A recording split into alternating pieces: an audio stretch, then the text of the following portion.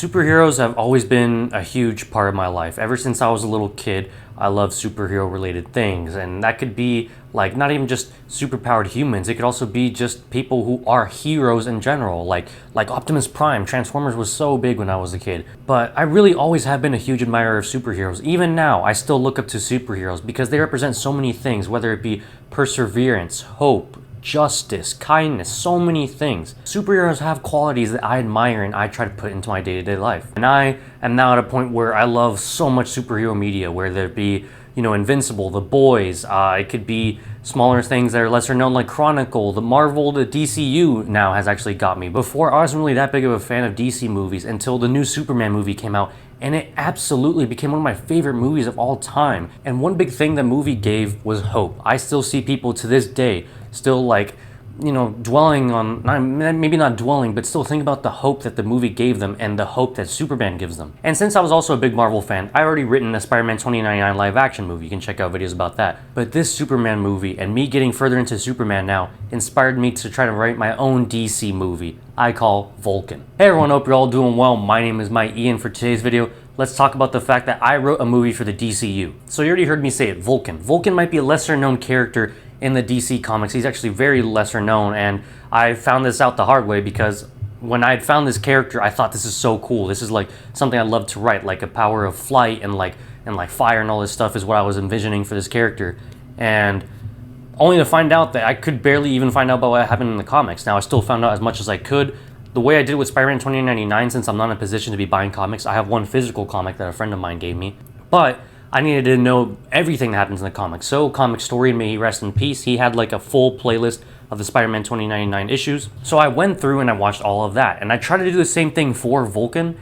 However, I wasn't really able to do that as much, though I did learn a good gist of what happens to Vulcan. Now, Spider-Man 2099 is much more comic accurate, I would believe, or much more like, it's more heavy, how can I say this? It's a lot more based on the comics than what I did with Vulcan. Vulcan, I definitely changed a lot of things, and that's not like a disrespect to the character or the people who wrote it, but it's just how I envisioned the character myself. I envision Vulcan as a 20-year-old superhero, if you could even call him that, because this journey, or this movie, is about his journey into actually becoming a hero and not just a suit. And you can see the post behind me, Guardians of the Galaxy. This was a lesser-known team before in the comics. James Gunn, who's now the head of DC Studios, James Gunn took it and he blended his own vision to create something beautiful. I love the Guardians of the Galaxy movies, so I tried to do the best I could with Vulcan. Now, before I tell you more about the movie I wrote itself, I need to tell you like where I took inspiration from. So I already told you about Superman, right? Take me up there, I'll hold on to you. Yeah, yeah, wee. Hope is a big thing in this movie. However, it's in my own more gritty way. I don't know how to put it, but it's in like a different tone, but it's still like about hope, right? Of course, a little bit sprinkled in from the comics, and then another pretty big inspiration for this project is Invincible. What you did was not nice. It's not nice to do that!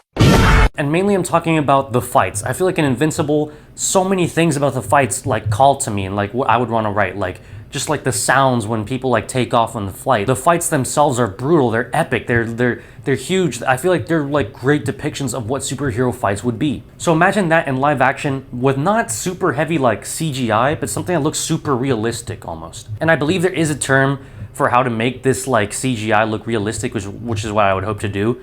And it would involve a lot more like stunts and all that stuff. I forgot the method that it was called, but that's the vision I have for these epic fights. And at the same time, the story itself that I wrote is something that is captivating. So now I'm gonna actually tell you a little bit more about the movie. Of course, I'm not gonna tell you like exactly what happens. Like I still have the hopes of being able to pitch this someday and get it done. I want people to go watch it in theaters. Miguel Devante, also known as Vulcan, but he might not like you calling him Vulcan. He's a 20-year-old soup working under Amanda Waller in Coast City. Now, without giving you too much of the plot, Miguel Devante loses his fire powers early on in the movie. So he's stuck with only the flight and like the speed and like the strength and stuff.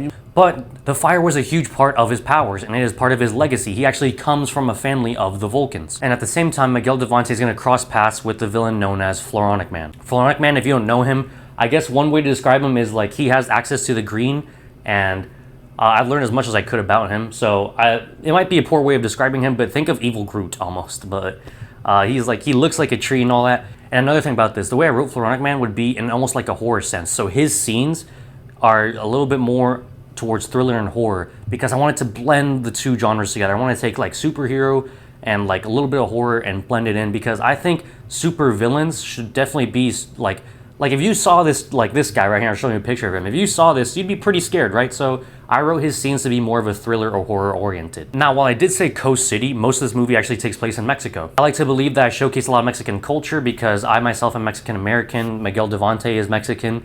And I wanted to showcase a lot of the Mexican American culture in this movie, kind of like what Blue Beetle did, but in my own way, and a lot more in Mexico, of course. It takes place a lot more in Mexico. Besides Miguel Devante and Floronic Man, I have a plan for Gizmo to be in the movie, Amanda Waller to be in it, Sienna, which is like the person that he grew up in the orphanage with and just like remained with her the rest of his life. They're basically just best friends, inseparable. And I mentioned before, this also is a movie about the journey of Miguel becoming an actual hero and not just a soup. He goes to this movie learning about like saving people. In the beginning of the movie, I won't say what happens towards the end of the movie, but in the beginning of the movie, he doesn't save people. All Miguel really does is show up, he fights the villain, he's out of here. He doesn't care about the people that are on the ground or anything like that. And I think that I'd love to show like the evolution of a character gaining that hope, gaining that desire to save people, to help people, to be greater. And like I said, I already said a lot, become a superhero and not just a soup. But yeah, this was really fun to write actually. I've actually been working on this since like the week after Superman came out. If you look at my Instagram highlight for Vulcan, you'll not only find like the playlist for the movie, like the soundtrack I have,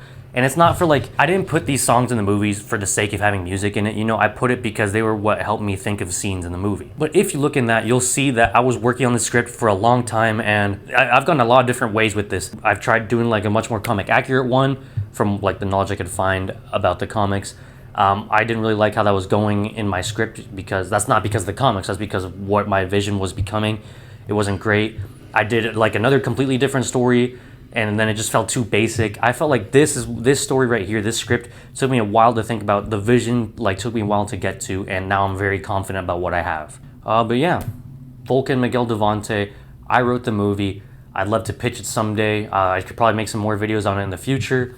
Like I said, I'm not trying to spoil too much, but if you have any comments or questions, I'll see if I can answer them in the comments. I forgot to mention, I want to be Vulcan himself. I'm also an actor in LA, 20 years old, you know, trying to make it here, and I would love to portray him too. I wrote him with the intention of me portraying him. I do that with all my movies I write, including Spider-Man 2099. If you want to check that video out, it's another video I have on my YouTube. I just want to mention, I've been getting really into the DC lately. I've been, I've been watching Peacemaker, although that got derailed a little bit because I'm actually focusing on Smallville right now. I really like that. Like I said, I love Superman. I went to go watch Supergirl. I'm really excited for the DCU, and I'd love to be able to bring this into the DCU. That would be a dream come true, nonetheless. One more thing that pertains to Vulcan. Even the smallest spark can kindle the flames of hope. Work hard, be mighty. Have a great day, everyone.